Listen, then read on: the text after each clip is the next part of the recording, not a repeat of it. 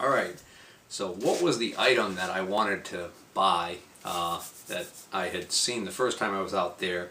Had no idea exactly what to offer for it. Had kind of an idea of what it would be used for. Didn't recognize the brand name that I found on it. Then I did some research and realized, oh yeah, that's something I probably would like to have. So without further ado, ta-da! What this is this is what's called a, I believe this is not a spin indexer.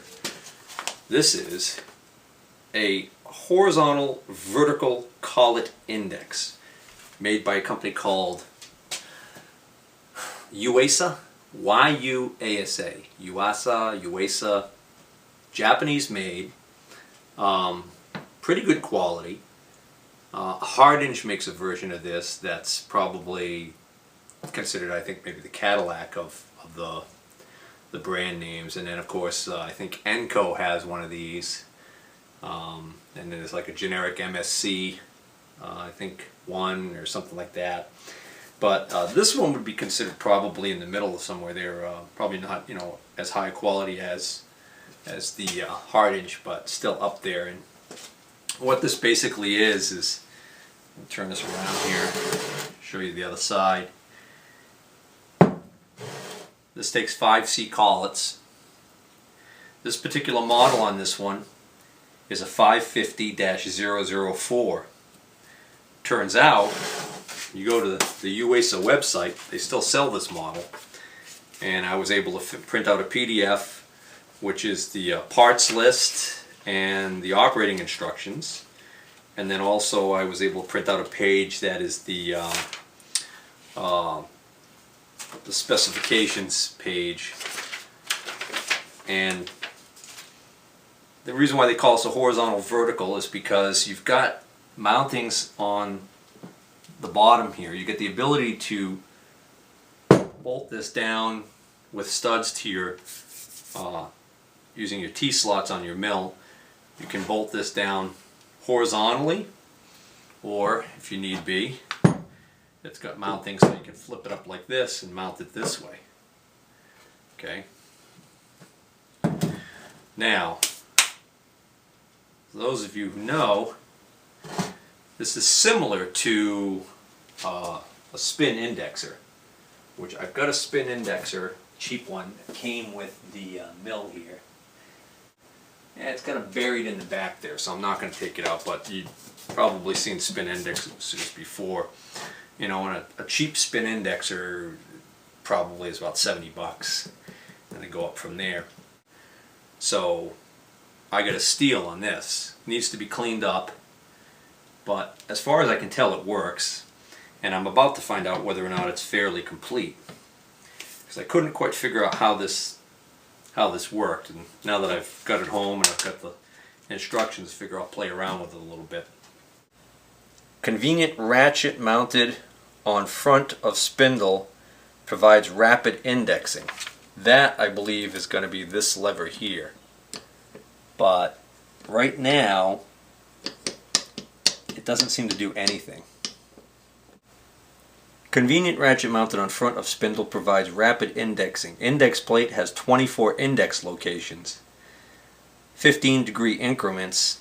Any of these may be masked off for greater variety in applications. So basically, unlike a spin indexer where you have that plate on the front here, what this has got is in the back here, it's kind of hard to see, but down inside here there is a disc behind this, and it has a whole bunch of screw heads that I could see. So it's an interesting deal, to say the least. Alright, so this is a specification sheet. When you go to the website, it's funny because when you get to horizontal vertical collet indexes, they only have one model. They call it the 550 series, but the only model they show on the website is the 550-004. So this is the came with a 2-year warranty originally. Spindle is manufactured with a taper seat and body frame. Rapid opening and closing is performed with a lever collet closer. So this big lever on the back here must be the collet closer. So, alright, let's see if we can't figure something out here. As far as also it goes on, it tells you about the specifications, dividing spindle concentricity. You know, obviously this is basically some stuff telling you how accurate it is. Base to face squareness, spindle center line parallelism, center slot to dividing spindle concentricity. These are all just numbers that's showing you how well it's made. So obviously the better quality the indexer is, the smaller those numbers are going to be. But I'll tell you, those numbers look pretty small. 0.0008, so 0.8 of a thousandth. Dividing spindle concentricity is 0.2 of a thousandth. Repeatability, 10 seconds. Indexing accuracy, 30 seconds. I don't know what that all means. Spindle runout, 0.0004. It also shows it in millimeters, 0.01 millimeters. That's very small. Then it shows the model, the 550-004 is the collet index. It weighs 25 pounds. Then there's the 550-102 is a 20 division master plate for the 550-004. I believe that's already in there. Then there's the 550-103, which is a screw-fed tailstock. That would be if you had this mounted in the horizontal position on the bed of the on the table of the milling machine. You could have a tailstock accessory out here, and you could support an arbor between the two, between this and the tailstock, and then on that arbor you might have a gear blank, kind of like, since I just happen to have this here, it's kind of like this here. Imagine this is my gear blank and I'm cutting a gear. So I would make a pass with a cutter, index it, make another pass, so on, so on, so on. So that's just an example of why you might want a tailstock. They got a picture here of the tailstock, and I think there's more than one tailstock available actually. This tailstock brings big money all by itself. Unfortunately, there was no tailstock to be found. So here's the PDF printout of the owner's manual / parts manual, I guess you might call it. Alright, when this is printed out on my printer, unfortunately it cut off the very first part of the paragraph, so it's kind of, let's see if I can read this. Mounted on milling machines, grinding machines, drilling machines, and other machine tools, this indexer facilitates quick loading and unloading of a workpiece by the use of a collet chuck, thus being something useful for enhancing work efficiency. It can be mounted on a grinding machine because of its small body, and can also be used in horizontal and vertical position. Something collet index is capable of dividing in numbers 2, 3, 4, 6, 8, and 24. So in other words, say you want to make a gear and that gear has a certain amount of teeth on it. If the amount of teeth on that gear is divisible by any one of these numbers, 2, 3, 4, 6, 8, and 24, then I think you're pretty much home free. If you want to cut splines on a shaft, same thing. Number of splines divisible by this, you're home free. At least I believe that's how it works. So I'm noticing that 2, 3, 4, there's no 5 and there's no 7. So, well, let's see. Multiples of 5 that are divisible by 2. Okay, so you can't cut something with, well, 10 teeth divisible by 2. 15 teeth divisible by 3, 20 divisible by 4, 25 teeth is divisible by 5 and is not divisible by any. So I can't cut a gear with 25 teeth on this. So I'd venture to guess that it's pretty rare to have a gear with 25 teeth. Maybe I'm wrong, and I might be wrong about all of that, but I'm just taking a guess. Flying by the seat of my pants, as they say. Alright, standard accessories are the hexagonal wrench key. Size G2.5, G3, G4, G8, and 3/16. So apparently it's supposed to have 1, 2, 3, 4, 5 hex keys that came with this, of which I have 0, but I have plenty of hex keys, so we're not going to worry about that. See, this must be, that's one of the big hex keys. I saw the little ones in the back of the index plate. That's 2. I wonder where the heck the other 3 sizes come into play. Then there's a breakdown of the parts. Let's see what we got here. Suggestions for ordering parts.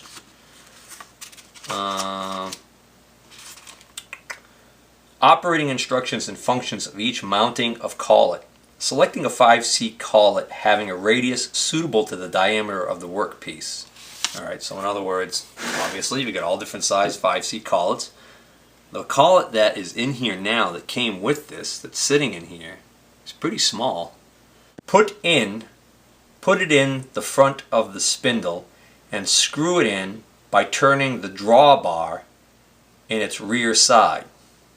Okay, so according to this, you would put the collet in this way and you would turn the drawbar in its rear side. Well, that's this knurled knob right here, and it's got holes in it for what you might call a Tommy bar. So if I unscrew this, sure enough, that collet comes out. Alright, so there we go. This is a hard-inch collet. It's a little beat up, but it's a hard-inch. Alright, so I'm going to put this back in. Of course it's keyed, so I get it to line up and go back to doing what I was just doing, which is going to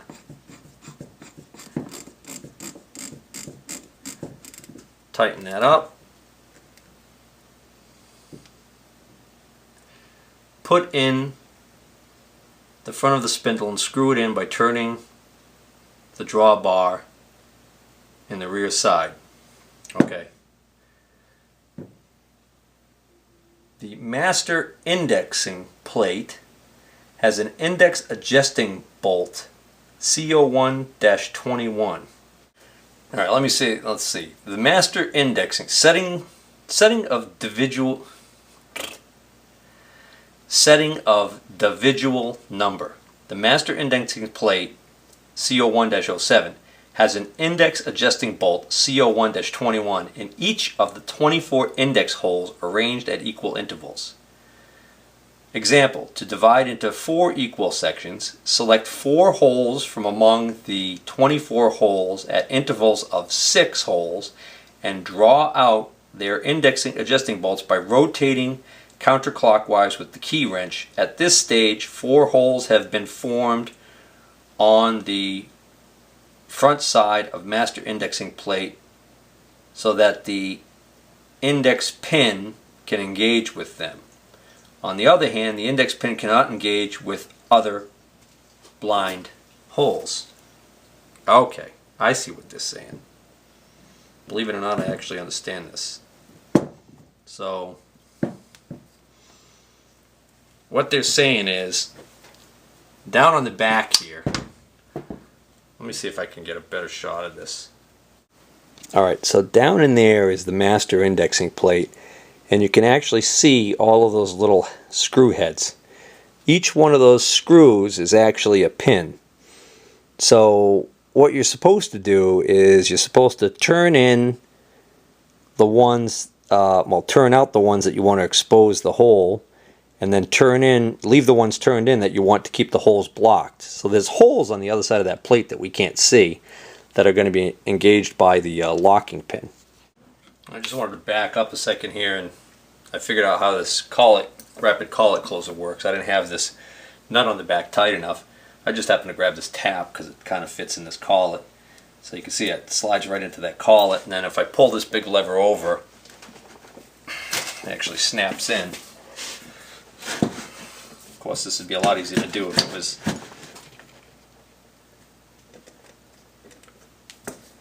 there you go. Now that's in there tight. And then if I want to get it out, so that's pretty neat. So that's for repeatability. You can imagine you get this set up, you're doing an operation, bang, take that piece out, put another one in, bang, do the operation. So now the question is, how does this ratcheting mechanism work?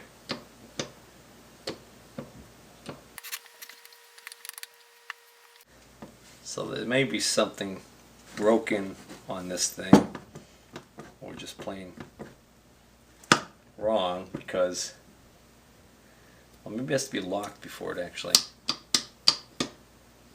no. Yeah, I'm a little flummoxed.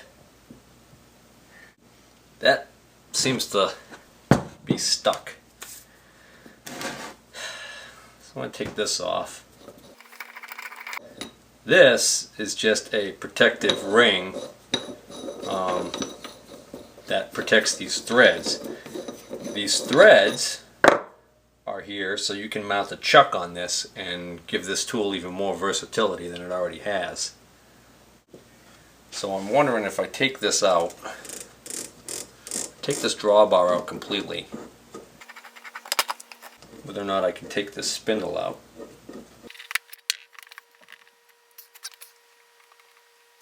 The spindle appears to be held captive by this yoke on the back here for this mechanism, so I think if I get a Allen wrench to take that screw out.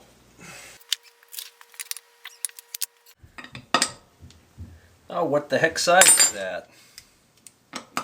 There it is.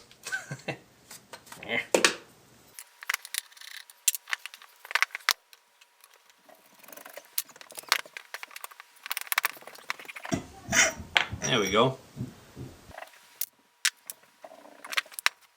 Now you can really see this master indexing plate and all those little screws.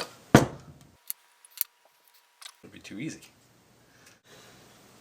Alright, I think I have a pretty good understanding from reading the instructions how this is supposed to work, and I think there is something wrong. So we've got this master indexing plate right here, and it's got a series of holes in it on the back side that we can't see. By backing out or screwing in these screws, that basically determines whether or not that hole ends up being a blind hole that the master pin can go into, or is it a hole that the master pin can't go into, or is it a hole that the pin can go into? What makes the pin go in there is the pin is spring loaded, and this arm retracts the pin. So when I pull this arm over this way, that should be pulling the pin out and allow this ring to rotate. Consequently, on the front here, we have this lever and this assembly here, and the way that this works is that this is actually supposed to be a ratcheting mechanism. And what's supposed to happen is, if we take this pin, you're supposed to be able to do one-handed operation on this by basically doing this, kind of like this. So I'm pulling this over this way, so I'm releasing the pin with this lever, and at the same time I grab this lever and I'm supposed to be able to pull up on it, and it's supposed to have a ratcheting effect and rotate this to the next position. And this doesn't want to do anything. It's almost like it's completely locked up. This pin here is just the pivot point for this lever. Oh, wait a minute. there's a pin right here. That pin is stopping this from rotating. Alright, what's the purpose of that pin?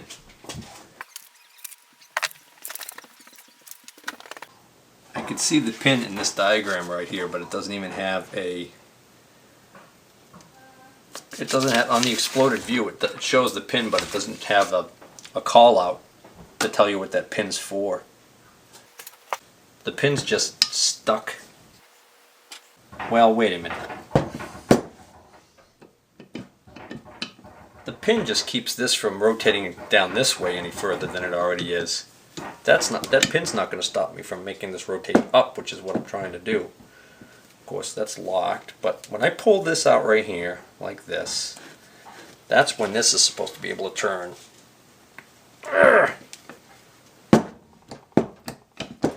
Something's wrong. It's all locked up. Let's see how we remove the master plate. How to demount the master indexing plate. To demount the dividing plate for replacement, first remove the crank handle 16 and drawbar 12 in the same manner as above mentioned spindle thrust adjustment. Secondly, take away the thrust nut pusher and remove the thrust nut by turning counterclockwise, and the master indexing plate can be dismounted.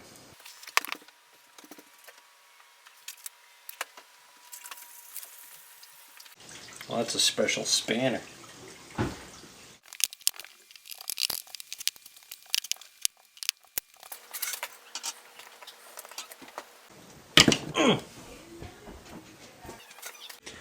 Alright, well, I searched high and low for more information on disassembly of one of these things and wasn't able to find anything. I took out three little screws that allowed me to take this part right here off, but that didn't seem to do anything for me. And so it seems clear to me that this master indexing disc, or whatever they call it here, is supposed to slide off of this, and that it's not sliding off. At this point, I think it's stuck on there, and that kind of makes sense because the spindle, again, the spindle appears to be stuck. At this point, with this ring completely removed, I really think that I should be able to move this. Oh, it just moved. It just moved. Hey.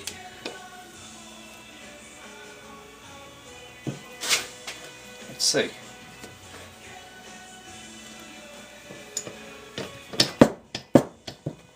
There it goes. There it goes. Alright. Must have just been stuck. You know, there is a fitting right here, and I was going to pump grease into it to lube it up. But the reason why I didn't was because I thought I might end up taking this all apart, cleaning it all completely, and then pumping clean grease in there. But if I can't get this off, because this ring still is pushed on there pretty tight, and I don't think I want to necessarily mess with that. So now we can see the basically the way this works.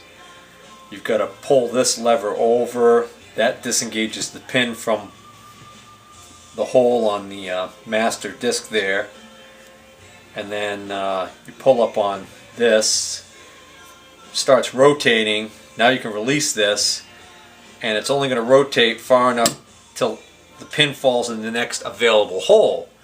Which hole is available is directly a result of whether or not these screws are backed in or backed out.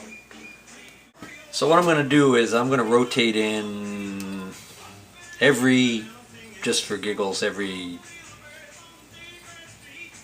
going to rotate in 5, and then whoop,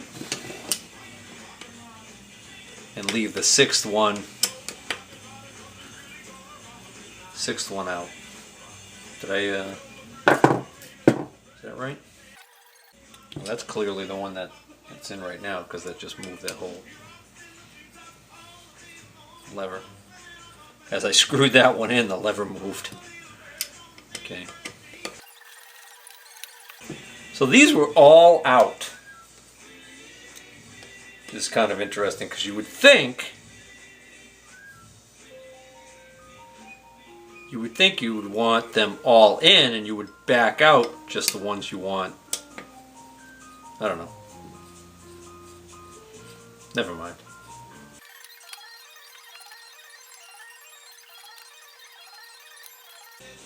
So I screwed in 5 and left out the 6th. And screwed in 5 more and left out the 6th.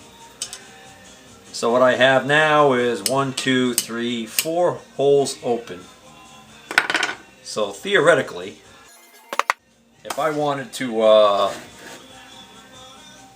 let's say I wanted to cut a 4 flats on a piece of round stock, I would chuck it up in the collet, and of course I'd want to start from, let's see. Okay, so that's the first position there. I'd cut my flat on the top of that round stock. Pull this open. And that should be exactly 90 degrees now.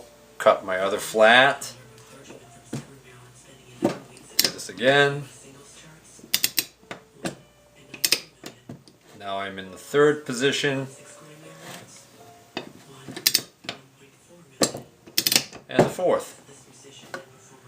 So that's basically how that works. But this grease seems really tacky and gummy, and I think that's probably why this thing's not working maybe as smoothly as it should. If I could get this ring off, then I could probably clean that much better. Well, when you pump grease into this, I wonder where the old grease is supposed to come out. I could see a lot of old grease on the inside here, and I could also see a lot of little metal chips. Those must have come out of the back of the spindle here, though. You know, it's a hollow spindle. I do think I want to put this back on and protect these threads before I go any further. This doesn't appear to have any particular way it has to go on. In fact, I'm not even sure what the purpose of that ring is. Didn't seem to do anything as far as help me take this apart. That is not the right size Phillips head for these tiny screws. That's better.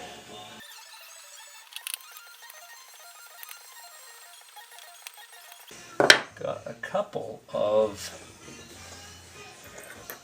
little tiny chips of metal. Might be stainless because it's not getting picked up by the magnet there. Alright. Should be able to put, no, this is a big one right there. Should be able to put this ring back in now. Now, ironically, the tightness or looseness of that ring is supposed to control the clearance here, but we can see this is already kind of pretty damn tight already because of that not being moved for such a long time.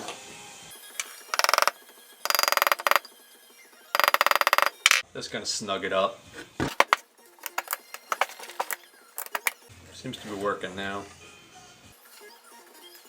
Now I gotta put the little keeper in there, which, what they call this thing. They had a funny name for this thing. That's interesting. Both sides have a bevel. Both sides are countersunk, so it doesn't matter which way I put this in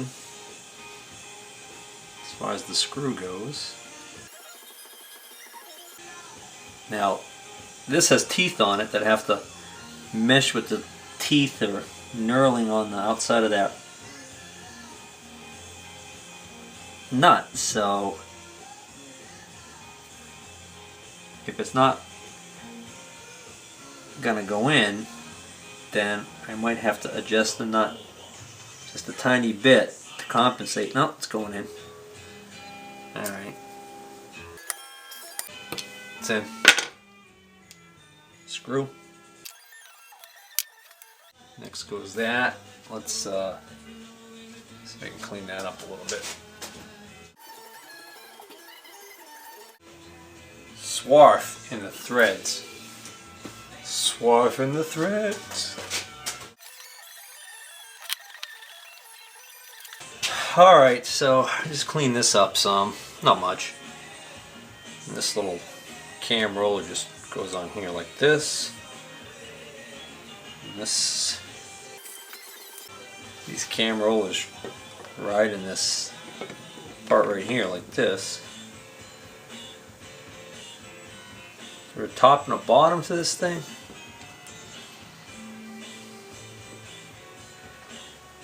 Handle's got a definite. Yeah, that seems like that's interfering. I must have this on backwards. Yeah, it looks like the handle should go up towards the back, so I'm going to go on this way. Just like that.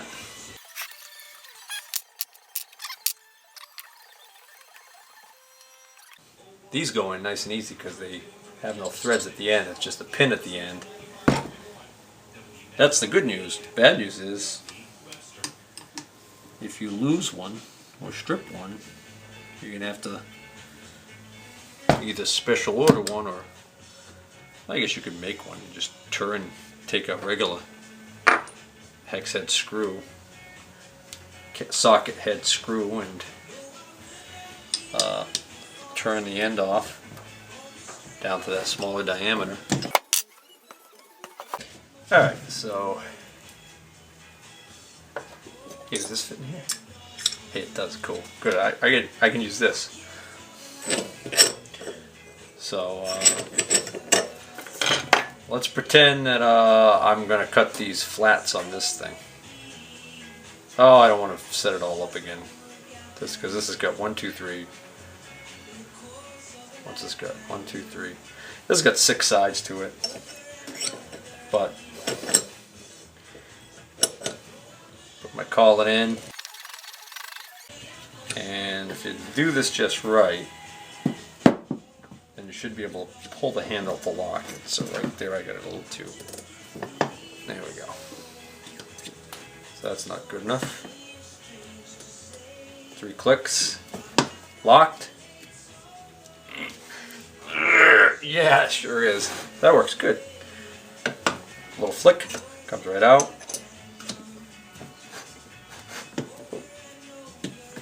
Locked. No, not locked. What did I do? You know what? This might not be a uniform diameter on this punch.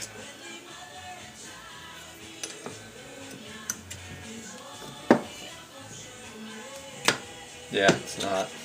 Give it one more click. Nope. Couple clicks.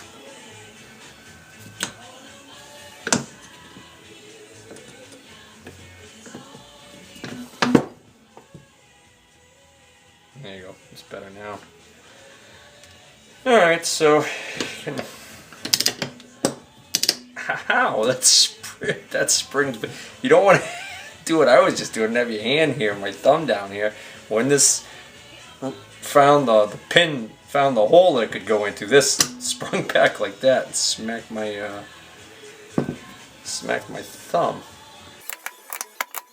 That's a basic principle of it, and I think that's going to be a darn handy tool. Well,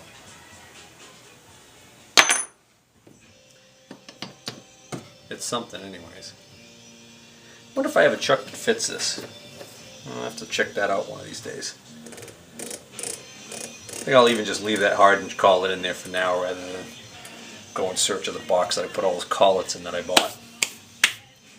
Which turns out those 5C collets are probably going to come in real handy now when I get around to wanting to use this for something. Alright, that's a wrap. Oh, I left the camera on this whole time? Dumbass.